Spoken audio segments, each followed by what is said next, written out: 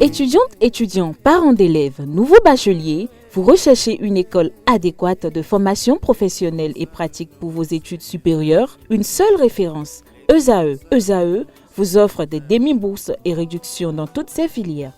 Waouh!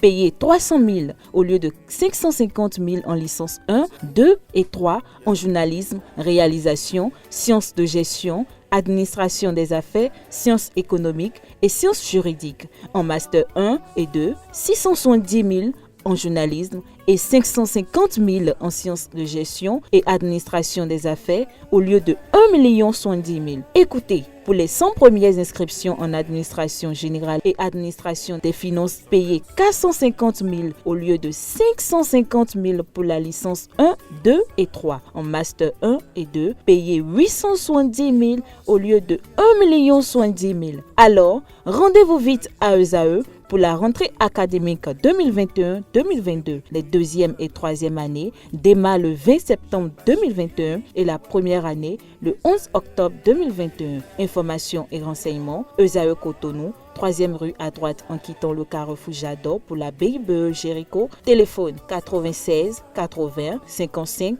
11 ou 98 98 14 00 ou encore 90 93 65 21.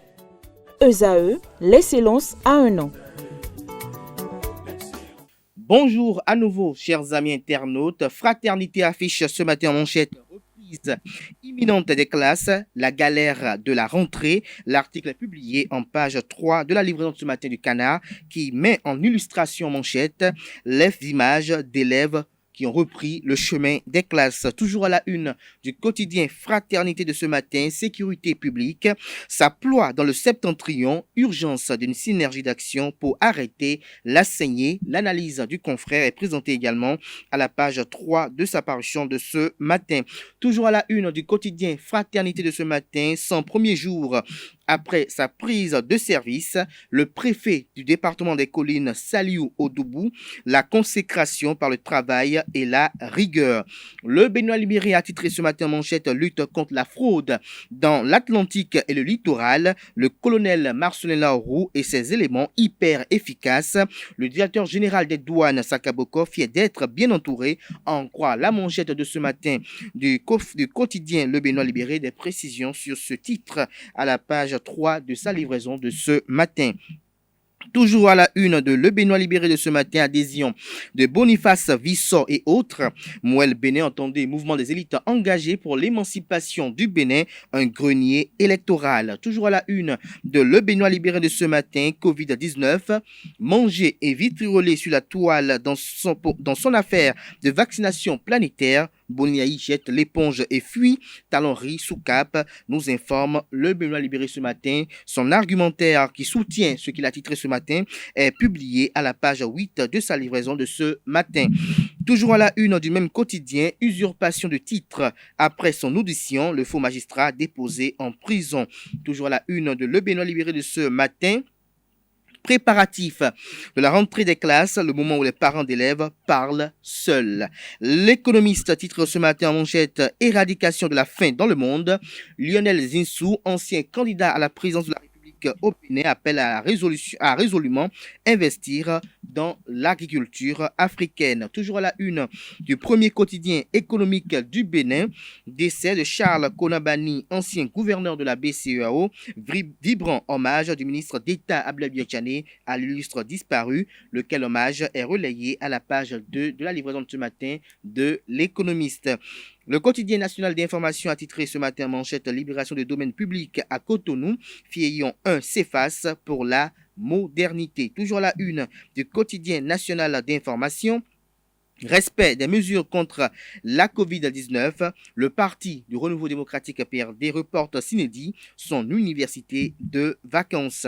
Plus de détails à la page 2 de la parution de ce matin de La Nation. Toujours à la une de La Nation de ce matin, représentativité du Bénin dans le monde. 67 nouveaux consuls honoraires nommés. Leur liste est publiée à la page 5. Toujours à la une du quotidien national d'information, Taximoto à Cotonou et à Boumé-Calavi, Zem des vies en Pointigné.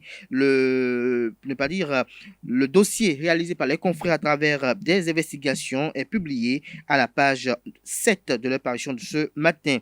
Toujours à la une du quotidien de service public, promotion des petites et moyennes entreprises au Bénin entre précarité et quête de prospérité.